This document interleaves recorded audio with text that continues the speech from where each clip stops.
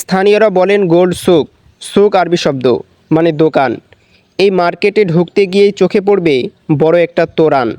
সেখানে লেখা আছে দুবাই সিটি অফ গোল্ড। বিশ্ববিখ্যাত সব ব্র্যান্ডের দোকানের দরজা ঠেলে ঢোকার প্রয়োজন নেই। বাহিরে থেকেই দেখা মিলছে নানা ডিজাইনের নেকলেস, চেন, ব্রেসলেট, রিং, সঙ্গে সোনার বার তো রয়েছেই। ভিতরে প্রবেশ করলে মনে হবে যেন সেই পুরনো রাজা বাদশাদের ভোগবিলাসের জীবনে যেন পা রেখেছেন। দোকানি আরব থেকে শুরু করে ভারত, বাংলাদেশের সবাইকে পেয়ে যাবেন।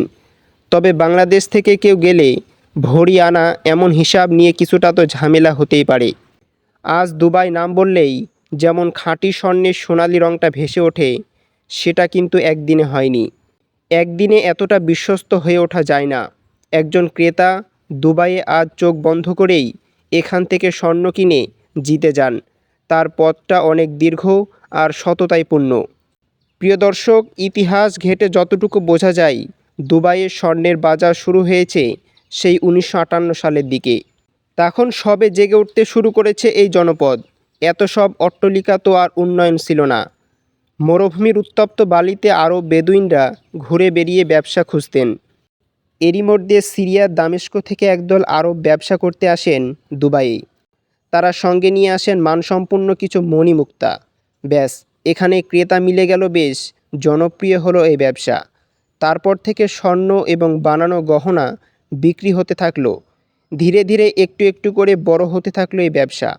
তবে কোনোভাবেই সেটিতে প্রতারণা কিংবা অসততা ছিল না। এখানে তেমনটা নেই। খাঁটি স্বর্ণ মিলবে সুলভ দামে।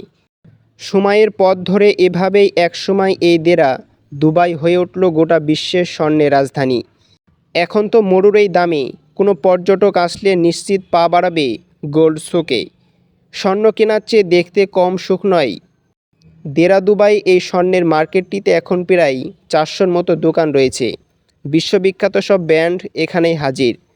বাজার বড় হওয়ার পরিকল্পনাটাও বড় হয়েছে আমিরাত সরকারের। এখন এই দোকান ঘিরে একটা পর্যটন স্পট করার পরিকল্পনা আছে তাদের মাথায়। পাশেই ক্রিক নদীর পাড় ধরে গড়ে উঠেছে আরেকটি মার্কেট। প্রায় 40 বছর হয়ে গিয়েছে এখানের এই ব্যবসা। সময়ের সঙ্গে পথ চলে তার প্রসার হয়েছে। তবে এবার শুধু স্বর্ণ, হীরা কিংবা মণিমুক্তা বিক্রি নয়, এই ব্যবসাটাকে ঘিরে বড় পরিকল্পনা করা হয়েছে। পর্যটকরা যেন ঘুরতে আসেন, সেসব কথা মাথায় রেখে নানা উদ্যোগ চোখে পড়ছে আশেপাশে। এখানে পরিবেশটা আরও সুন্দর করতে স্থানীয় মাছ বাজার উঠিয়ে কিছুটা দূরে নেওয়া হয়েছে। আর লোকেশনটা দুর্দান্ত। মেট্রো বাস যে কোনো কিছুতেই আসার ব্যবস্থা আছে। এখানে আসার সময় ব্যক্তিগত গাড়ি নেওয়াটাকে নিরুৎসাহিত করা হয়, কারণ এটাকে পার্কিং ঝামেলা। শুক্রবার এবং অন্যান্য রাষ্ট্রীয় ছুটির দিন সারা সকাল 10টা থেকে রাত 10টা পর্যন্ত খোলা থাকে দুবাই গোল্ড স্যাক। গোল্ড স্যাকে পা রাখলে সময় যে কখন ফুরিয়ে যাবে টেরই পাবেন না। মুগ্ধ হয়ে নানা ডিজাইন অলংকার দেখতে দেখতেই বেলা ফুরিয়ে যায়। এখানে 18 ক্যারেট থেকে শুরু করে 24 ক্যারেট স্বর্ণের দেখা মেলে। তবে জনপ্রিয় 22 ক্যারেট এগিয়ে। পণ্যের ডিজাইন আছে আধুনিক আর আরব ঐতিহ্যের ছোঁয়া। শুধু স্বর্ণ নয়, দুবাই এই স্বর্ণের দোকানে কেনা যায় অনেক কিছু। রয়েছে ডায়মন্ড, মহামূল্যবান পান্না, রুবি, অ্যামেথিস্ট, সিল্ক সহ কত কী। আবার রূপা, এনামেল, প্ল্যাটিনাম পেয়ে যাবেন। চাইলে স্বর্ণের বার কিনে নিতে পারেন যে কেউ। তবে একজন সাধারণ ক্রেতা, বিশেষ করে বাংলাদেশের, তারা ট্যাক্স ফ্রি হিসাবে 10 ভরির মতো স্বর্ণ সঙ্গে নিতে পারে। 58 কেজি ওজনের স্বর্ণের আংটি। দুবাইয়ের স্বর্ণের বাজার এতটাই বড় যে এক গবেষণায় দেখা গিয়েছে এখানে বছরে প্রায় 100 টন স্বর্ণ বিক্রি হয়।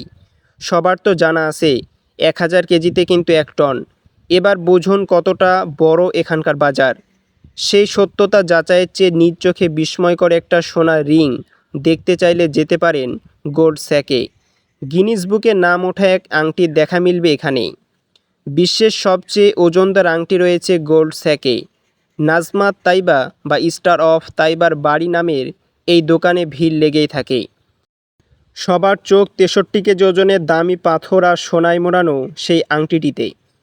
এটিতে ব্যবহার করা হয়েছে 58 কেজি বেশি স্বর্ণ। ওয়ার্ল্ড গোল্ড কাউন্সিল দ্বারা অনুমোদিত সৌদি আরবের তাইবা গোল্ড অ্যান্ড জুয়েলারি দ্বারা তৈরি আংটিটি গিনিস বুক অফ রেকর্ডসের জায়গা করে নিয়েছে।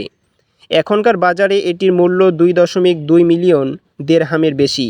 এটি অবশ্য বিক্রয়ের জন্য নয়, তবে এই একই ডিজাইনের ছোট কপি বিক্রি করে দোকানটি। সুভেনিয়ার মতো বিক্রি হচ্ছে দেদার।